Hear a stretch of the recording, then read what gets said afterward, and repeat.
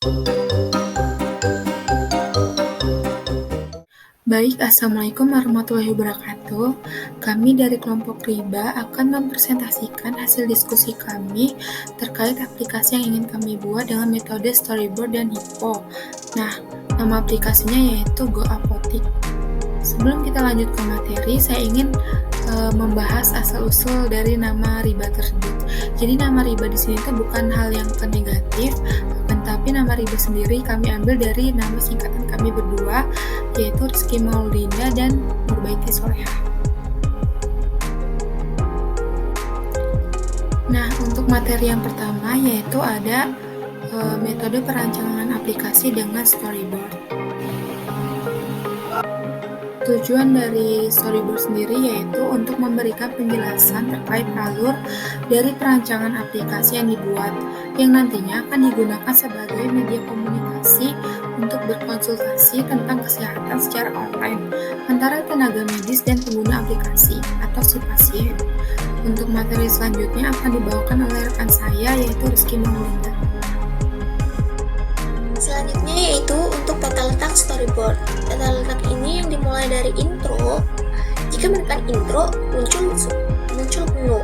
Dari menu ini terdapat beberapa submenu, yaitu tenaga medis, apotik, apoteker, serta artikel tambahan. Artikel tambahan ini berisi artikel makanan sehat serta olahraga yang dapat digunakan oleh si pengguna. Selanjutnya yaitu interaksi storyboard Go Apotik. Interaksi ini merupakan hubungan antara intro, menu, dan beberapa submenu lainnya. Intro menunjukkan icon aplikasi yang dibuat dari Go Apotik. Setelah menekan intro, muncul tampilan menu yang berikon rumah sakit. Di dalam menu ini terdapat beberapa submenu seperti tenaga medis, apoteker, apotek, dan artikel tambahan.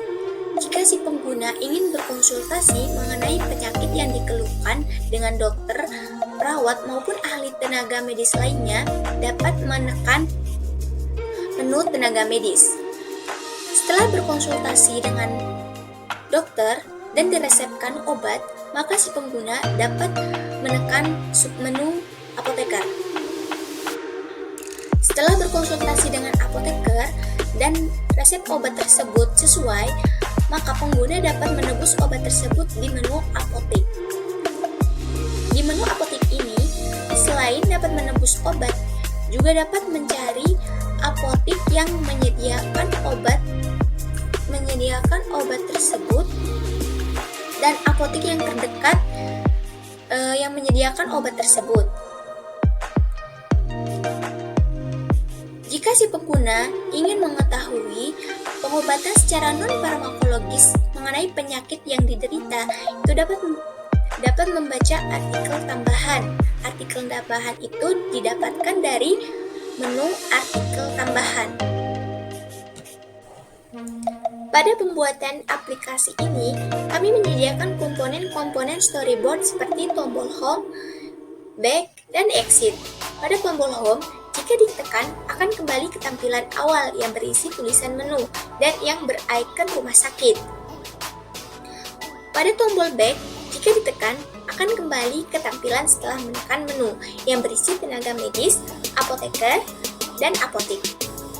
Jika si pengguna ingin keluar dari aplikasi ini, maka dapat menekan tombol exit. Nah, untuk yang kedua yaitu metode perancangan dengan hippo.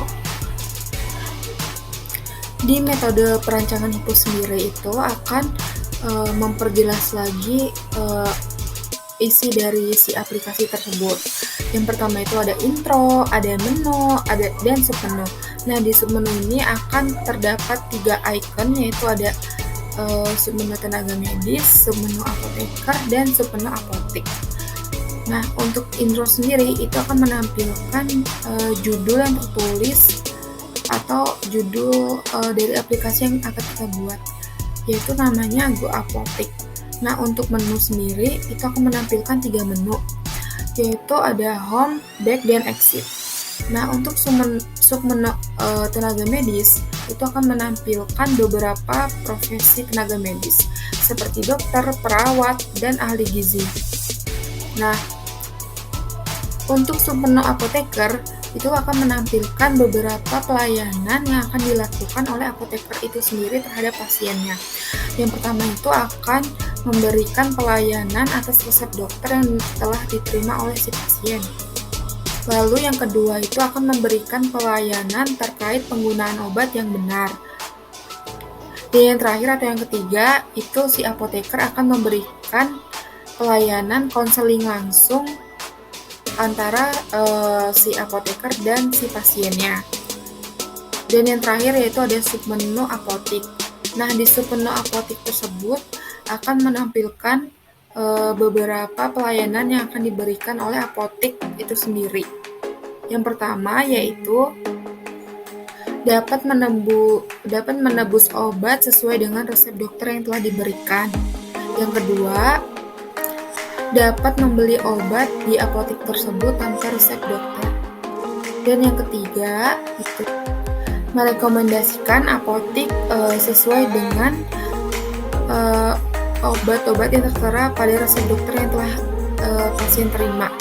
Jadi itu misal dia nanti akan diberikan resep dokter gitu si pasiennya, lalu aplikasi tersebut akan langsung merekomendasikan apotek mana nih yang akan menyediakan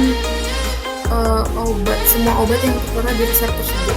Jadi memudahkan pasien untuk tidak mencari-cari lagi apotek mana yang tersedia untuk obat tersebut. Begitu. Mungkin itu saja yang dapat kami presentasikan untuk perancangan aplikasi dengan metode storyboard dan IPO. Kurang dan lebihnya kami mohon maaf.